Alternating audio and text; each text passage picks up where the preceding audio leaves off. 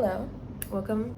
Uh, I am vlogging, as you can see from this, and that is because I'm doing another fun thing. It's not a TEDx talk this time. I am not doing two in a row. That would be crazy. But I am at the University of Dar es Salaam, well, the College of Education at the University of Dar es Salaam, for a Research and Innovation Week thingy. And today is the first day. It's like the opening day. And I'm here because I am presenting my project, We Are Change, as part of a bigger project by researchers here.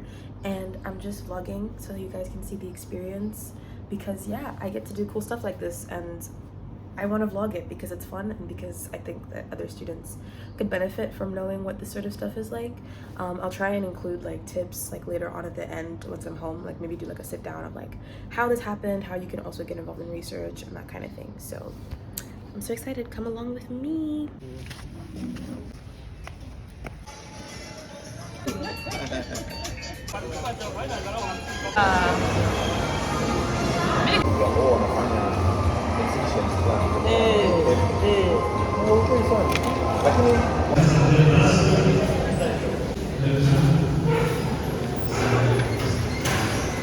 So let's start with my experiences with research. Ironically enough, it all kind of started with Crimson. Crimson has this competition called the Students Academic Research Competition, which they sort of like do every year. In my year, it was in partnership with Columbia. It's no longer with Columbia. It changes kind of every year. But yeah, that was the sort of first thing I did in research. I just saw it on a Discord group. Someone's talking about, hey, there's this Crimson and Columbia competition called SARC, and I was like, that's cool. I joined. And in this competition, basically what you do is you write a research proposal of 2 pages on a topic of like you're choosing, yeah. And I didn't win. I didn't get a finalist, nor did I win. But I think sort of what I took from this experience is kind of like an example of what you guys can do to benefit from like competitions and events, even if you like don't win. What I did was I sort of tried to take my proposal and put it into action because my proposal was about like teaching education versus it was about teaching education. Okay, no. My proposal was kind of about teaching sustainable development, like global issues and these kinds of ideas through experiential learning techniques like Model UN and like debate. And I was like, I need a summer activity to do, and I'm gonna be like here all summer. So I was like, let me just try and put my proposal into action. I just talked to a school and I was like, hey, can I like have a few of your students for like 2 weeks in the summer and I will do this thing with them. And they said yes. And so I started my project called We Are Change, which from there kind of grew into something much larger than just like a 2-week class with some students. But that was the start of it, was like this proposal and this idea and this thing that I just like took action on. And so yeah, I put my research into action with We Are Change, and that led to this opportunity that I'm currently doing in the vlog, which is there's a project called FUTE, Future Teacher Education for Sustainable Development in Tanzania. It's funded by the Finnish Ministry of Foreign Affairs, and it's a project that kind of like aims to equip teachers in Tanzania with skills to teach ESD properly, which is Education for Sustainable Development.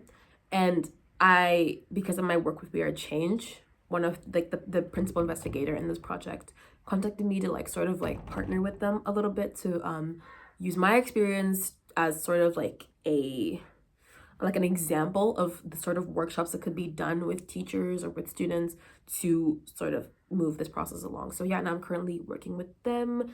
And today in this vlog, I was attending a research week event where they were presenting the project, and I presented We Are Change as well I talked about it with some people, and yeah, that was kind of my experience. So what are the kind of research opportunities that you can get involved with, right? I did not, personally, I will admit, I didn't focus on this as much, but there are a lot of programs that you can sign up for to do research.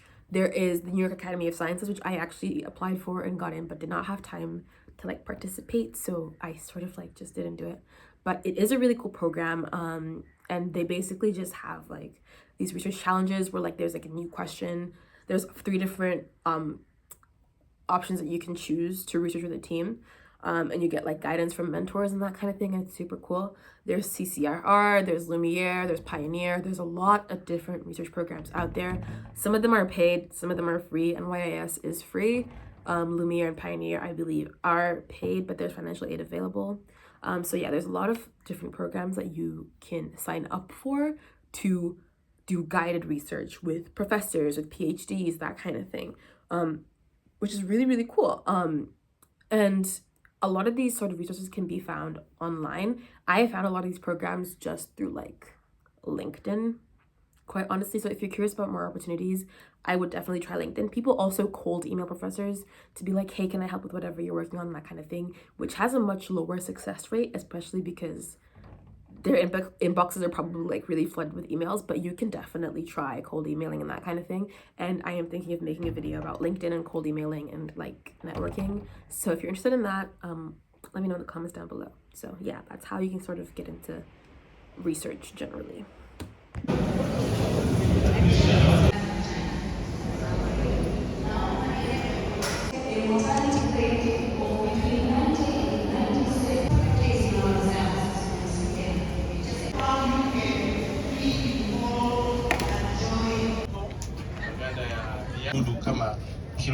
Of 1.5, but this of 2.5 you can. So now what are the benefits, right? Like why would you do this? Why would you put in the work in and do this thing? The benefits are, the more obvious one I think is that it's like you're much more prepared for university if you do research in high school, because then you understand the academic writing process, like academic research and like that kind of thing. You know the process a bit better, which will really set you up for success in university, because a lot of the things you're doing are like, you will do research in university, or you will read research papers, you will work with research, like you will work alongside or like in research at some way in college, which, so if you have the experience, that's all the better for you, right? It's also in addition to your CV, because this is a professional experience that you have done. You have been in research in some way.